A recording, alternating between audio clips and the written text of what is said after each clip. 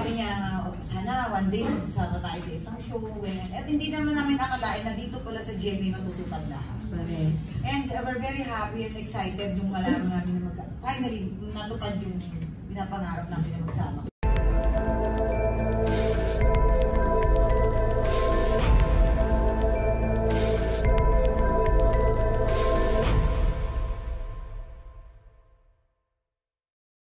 Ano po yung reaction niyo po sa sinabi ni Kuya Kim na he wishes na magkaroon kayo ng isang game show or variety show na kasama kayo and tapos nag-manifest po siya, nagkasama na nga po kayo sa GMA? Oo, iba din magdasal ito eh. Oo nga.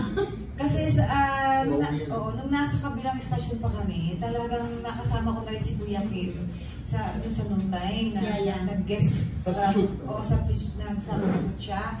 And nakita ko, may chemistry kaming dalawa. No?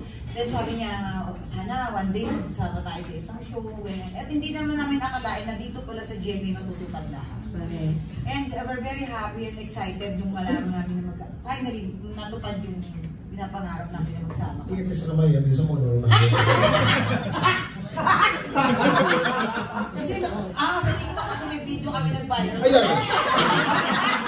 Ayan, ang laki. Magkagal ako din na nagkakaroon. Ano nga, baka nakalimutan niyo. Thank you so much po. Bilang mga original host ng show, what is the best thing na nag-happen sa inyo since nag-join si Miss Faith and si Jason? Asya lang. And same. Kanina sabi niya kaninang umaga, uy, okay ka lang ba? Kasi ilang araw niya na akong inaasar talaga ng matindi. Akala ko nagbago na. May sinabi sa'yo.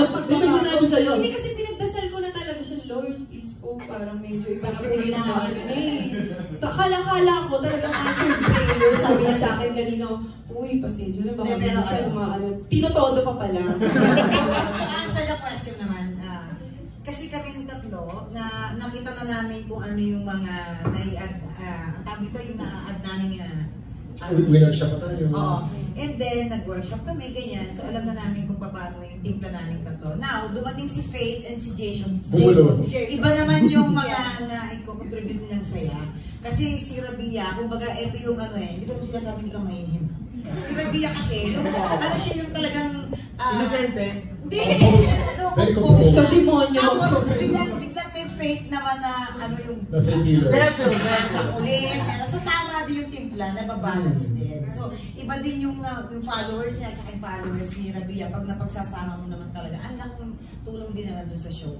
And of course, si Jason, meron akong mga kabatuhan sa mga kakulitan, di ba?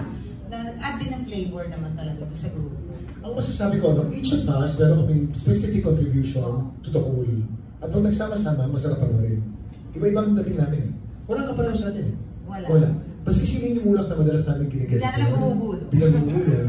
May kakaiba rin pasok si Mulak. Magulat kayo, baka biglang gumugulong yan. And Kuya Kim, di ba?